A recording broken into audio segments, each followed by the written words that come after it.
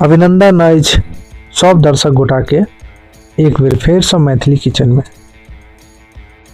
आई जे सामने अहाँ देख रहल हेबे व्यंजन, ई बिना लहसुन प्याज के गाजर और मटर के भुजिया छे। ई जे भुजिया के रेसिपी अछि से सब व्यक्ति, चाहे वो लहसुन प्याज खाइ छथि सेहो या जे नहीं खाइ छथि सेहो खा सकै छथि। तो ई केना बनै छै सेटा ई वीडियो के माध्यम से देखबै। एहिमे अहाँ के सामने देखायल है, दूटा गाजर लेल गेलै, ओकरा जे छै से छोटा छोटा पीस काटल गेलै, और साथ ही साथ मटर छे एक हाफ कटोरा, ओहिमे टमाटर सेहो काटल गेलै है। और मसाला के रूप में जे परंपरागत मसाला कह सकै छियै, जो वह धनिया, जीरा और हल्दी, नमक या सबटा चीज मिलल। फोरन के रूप में जीरा और हरा मिर्च डालल गेलै है, साथ ही साथ किछु अदरक ओहो कद्दूकस कयल गेल छै अदरक। ई रेसिपी दर्शक गोटा बहुत नीक होइ छै, और साथ ही साथ ओनाहितो गाजर जे छै से शरीर के लेल बड़ा लाभदायक छै,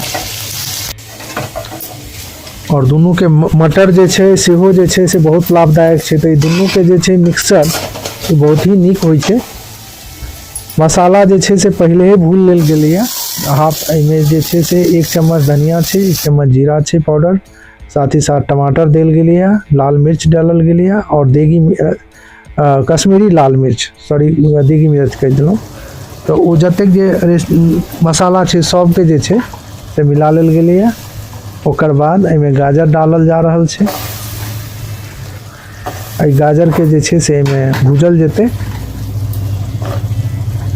और साथ ही साथ मटर, हरा मटर जे होइया अखन एहि मौसम में भेटऽ लगै छै मटर, ठंड के समय छै। तो ई जते जे चीज है सबके आपस में भून लेल जेतै, और भूनला के बाद जे छै से रेडी भ जायत। तखन ई भूनल जा रहल छै। भूनल के साथ एमे जे छै से कनी पानी के मात्रा सेहो डालल जेतै, कियाकि एकरा सिद्ध करऽ के छै। गाजर कनी हार्डनेस होइ छै, जब तक वो सॉफ्ट पूरा हेतै नहीं, मुलायम नहीं भ जेतै, तब तक जे छै से एकरा भूजऽ पड़त। और दर्शक गोटा आग्रहो करब, अगर अहाँ सब फेसबुक के माध्यम से देख रहल हेबै तो फॉलो बटन जरूर दबा लेबै, और यूट्यूब के माध्यम से अगर देखैत हेबै तो चैनल के सब्सक्राइब कर लेबै, साथ ही साथ लाइक और शेयर जरूर कर लेबै।